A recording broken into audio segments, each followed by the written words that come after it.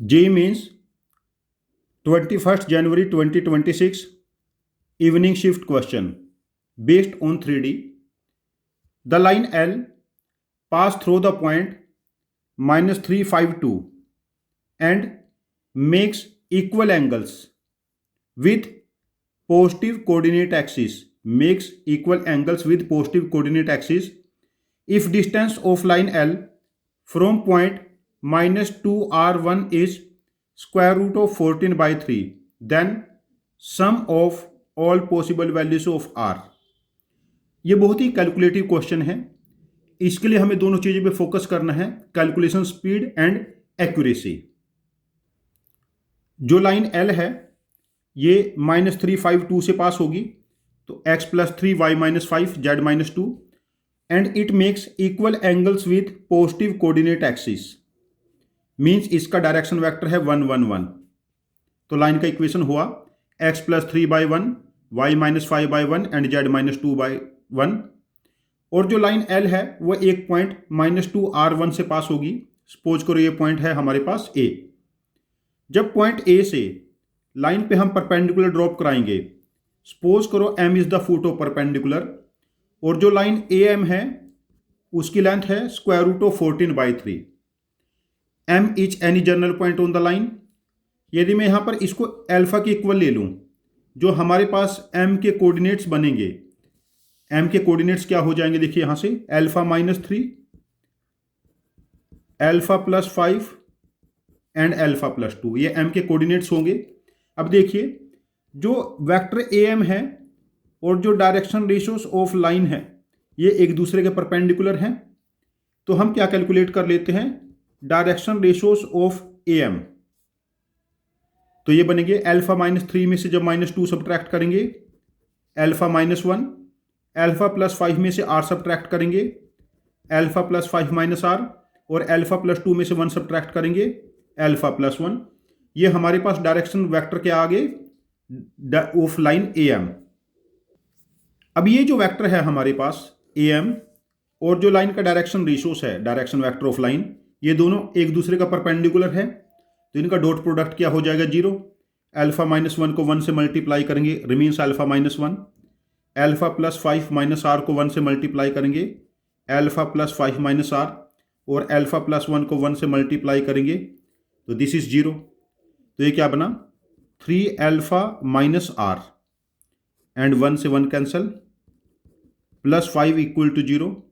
तो यहां से अल्फा की वैल्यू क्या बनी, r - 5/3, बिकॉज r की टर्म में इसलिए लिखा हम लोगों ने इसको, we have to find r। जब हम r की वैल्यू, अल्फा की वैल्यू यहां पर पुट करेंगे तो पॉइंट M के कोऑर्डिनेट हमारे पास क्या हो जाएंगे, पॉइंट M हमारे पास हो जाएगा, देखो alpha -3, r - 5/3 -3, r - 5/3 +5 and r - 5/3 +2। ये हमारे पास क्या हो गया, पॉइंट M। तो ये कोऑर्डिनेट यहां से बनेंगे 5 - 9, r - 14/3, r + 10/3 एंड r + 1/3। ये कोऑर्डिनेट ऑफ M हो गए। और जो पॉइंट A था दैट वाज -2r1। अब इन दो पॉइंट के बीच की डिस्टेंस रूट ऑफ 14/3 गिवन है। अब यहां से हम डिस्टेंस फॉर्मूला यूज करेंगे।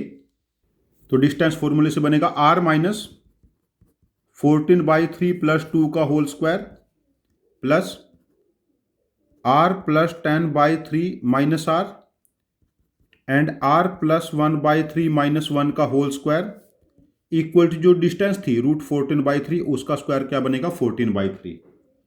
अब देखिए यहां पर r - 14 + 6 r - 8 का होल स्क्वायर डिवाइडेड बाय 9 कर लेते हैं। यहां पर 10 - 2r, तो ये क्या बना, 10 - 2r का होल स्क्वायर, r + 1 - 3 r - 2 का होल स्क्वायर इक्वल टू 14/3। यहां पर ये कैंसिल होकर 3 आ गया।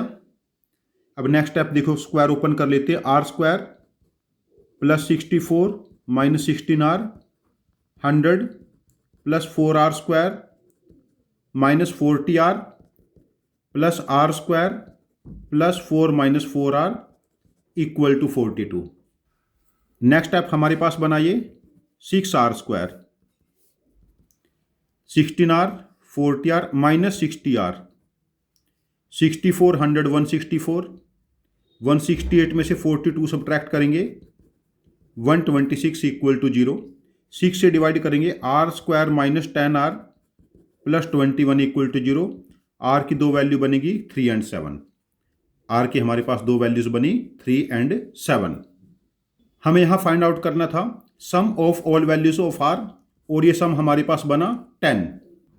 तो इस क्वेश्चन का आंसर हम मार्क करेंगे आंसर ऑप्शन 4 10।